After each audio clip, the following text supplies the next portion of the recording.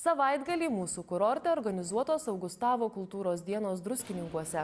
Penktadienį pramogų aikštėje susirinkusiuosius džiugino gausus būrys atlikėjų iš Lenkijos. Jaunimo pučiamųjų orkestras, įvairiausios šokių bei muzikos grupės, Lietuvai atstovavo populiari jaunimo grupė G&G sindikatas. Šeštadienį Druskininkų gydykloje atidaryta fotografo Romano Rogozinskiego darbų paroda bei surengtas meno kolektyvų koncertas. Projektą Pasienio viešosios turizmo infrastruktūros plėtra, atnaujinant senųjų gydyklų parką Druskininkuose ir Žygimanto Augusto skverą Augustave įgyvendina Druskininkų ir Augustavo savivaldybės. Šiandien jau galima prisiminti tą pradžią, kaip viskas buvo.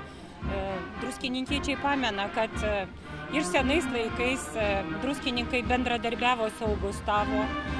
Po to tas mūsų bendradarbiavimas, draugystė lyg šiek tiek nutrūko ir mes susitikę su gerbiamu meru Augustavo nusprendėme atnaujinti draugystės ryšius ir nuo kažko tai reikėjo pradėti.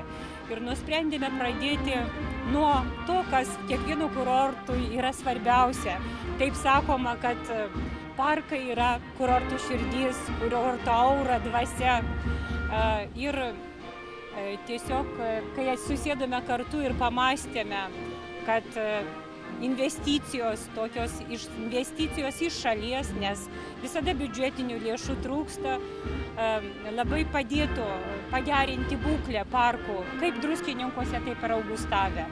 Ir labai sutinku su gerbiamu burmistru, kad parkai tai iš tikrųjų yra poilsio vieta, susitikimo vieta, tiesiog tikrai draugystės vieta, tai tas gražus toks simbolis, kad taip mes pradėjome, atnaujiname bendradarbiavimą įgyvendinant šį projektą. O šiaip aišku, mes abi pusės tikimės, kad tų projektų bus daugiau. Mes labai laukiame, kai bus baigtas ne tik parkų atnaujinimas Druskininkuose, bet taip pat ir jaunimo užimtumo centro statyba, kurią įgyvendiname kartu su Augustavu. Taip pat ir maži projektai, tai yra pagerinti kokybę teikiamų paslaugų mūsų kavinėse, restoranuose, daugiau renginių, daugiau susipažinti su vietinė kultūra, vieni kitų. Taigi tokie yra sumanymai, tokios mintis, įgyvendinti bendrus projektus turizmo rinkodaros srityje.